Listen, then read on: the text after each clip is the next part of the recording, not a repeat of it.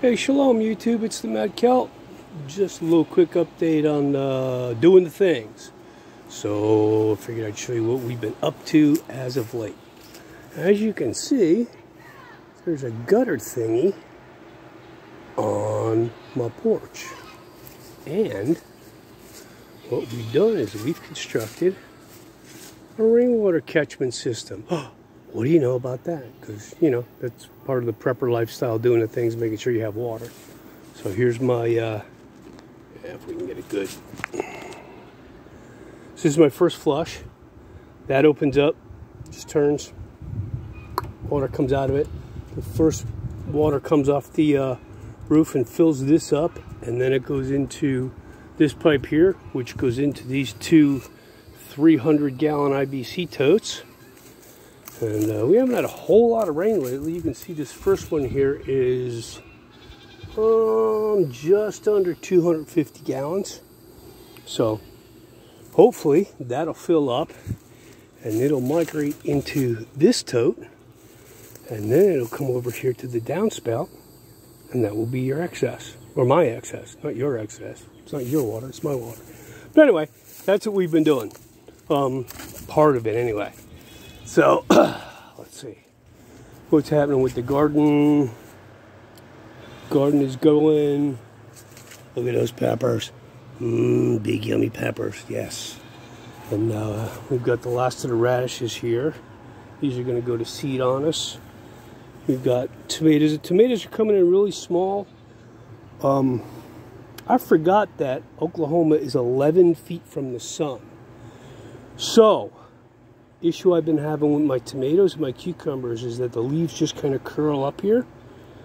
Maybe you can see that. All the research I've done says that it's from heat stress because it's been in the 90s.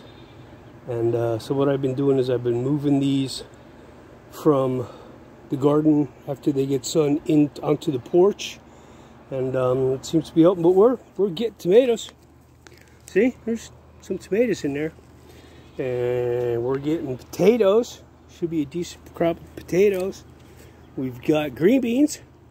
And I just pulled all the ripe green beans off it today. Let's see, what else do we have? Spinach. The spinach is looking a little sad, but again, it doesn't really like heat. So what are you going to do? Peas. We're getting peas. Look at that. Peas are coming in. And cukes. Cukes. I pulled two really nice cukes off it today. I'm going to make some quick pickles later in the week. Hopefully if I get another decent sized cucumber. Again, the problem with this is that first thing in the morning it looks beautiful. And then by 11, 12 o'clock it looks like it's dead. And then I pour more water on it because I water first thing in the morning. Pour more water on it, and then by 3 in the afternoon it sort of looks like this. So, yeah. So anyway, that's what we've been doing with the garden. So cleaning the porch up today,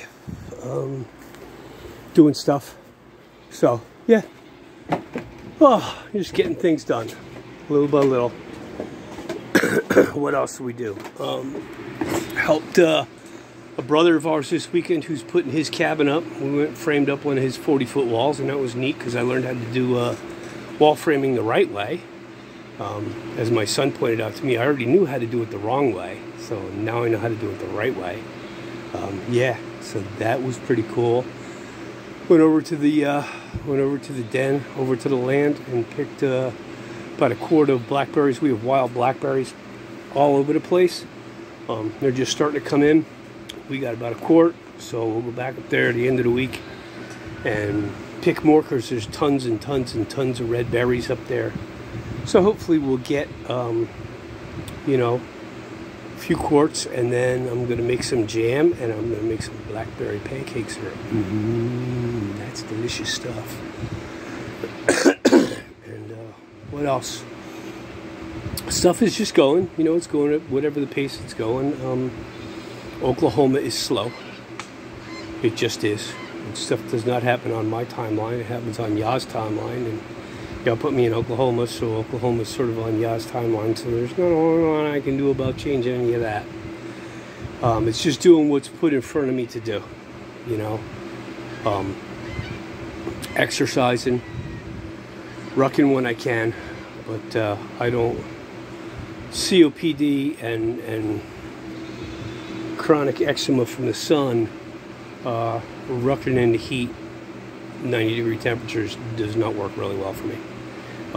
I could ruck in the morning, but I would have to get up at like 5:30, and I cannot discipline myself to do that. So we ruck in the afternoon when it's hot, and we just deal with it. So, what else is going on? That's about it. You know, got another year older. I can tell you how old, but I'm pretty freaking old. I'm still the oldest guy in camp. I'm still older than everybody. I'm still older than PJ. And I'm the only person who's not allowed to call Sister Kate Mother Kate, because I'm older than her. So, yeah. Survived another year. We've been in Oklahoma a year. I think it was June 14th of last year that we actually landed here. So, you know, it's been a year of adventures. It's been a year of learning stuff and getting acclimated and doing uncomfortable shit and dealing with a different climate and, you know, getting used to it. And I'm not dead.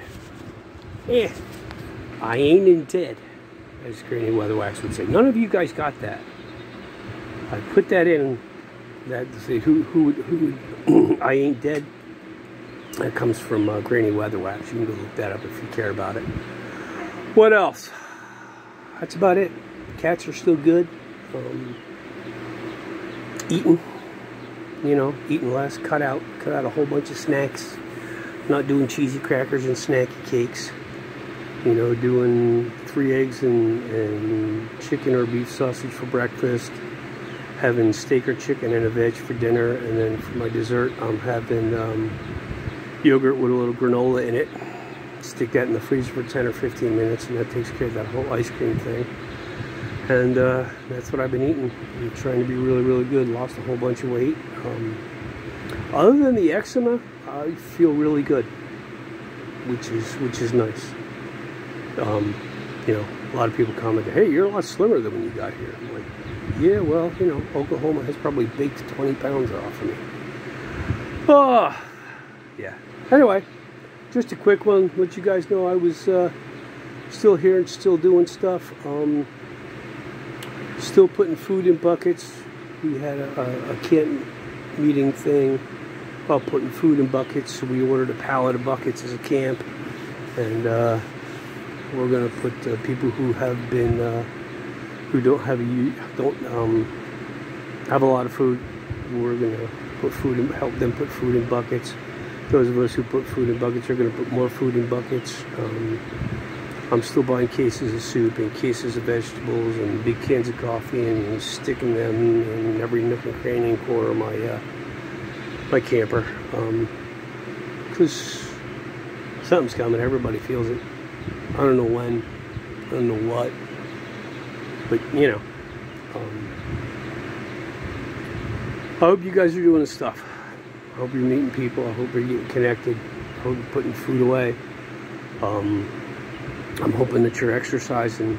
I'm hoping that you're not sitting on the couch eating Cheetos or drinking Diet Pepsi while you're watching this. I hope that you had to put off watching this for a little bit because you were actually doing stuff and, you know. Anyway, so... yeah. Read your word every day. Just got done reading mine. Just got done reading my 2 chapters in the Old Testament and 2 chapters in the rest of the book.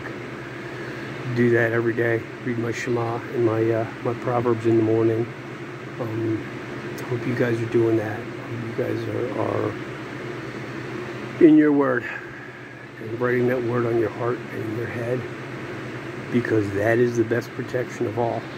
And the most strength that you're going to get is from the Father. And the ultimate blessing, the ultimate protection is from obedience to the Father and to His commands and His word. So I hope you guys are doing that, if nothing else. The world's going nuts out there. The world is just getting more and more abominable on a daily basis. And I'm withdrawing more and more from it because it's just stupid and I can't change it. And even the darkness belongs to the Father.